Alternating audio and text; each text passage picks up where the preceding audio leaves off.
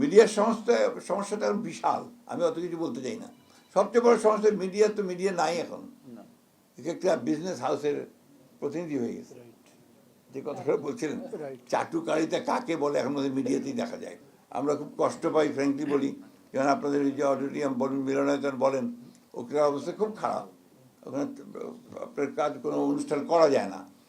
এখন একবার প্রধানমন্ত্রীকে নিয়ে আসেন, আমি তো প্রধানমন্ত্রীর মধ্যে তার ছায়া দেখতে পাই, তার প্রতিচ্ছবি দেখতে পাই। উনিও কিন্তু একইভাবে কাজ করছেন, দিনরাত কাজ করার চেষ্টা করছেন।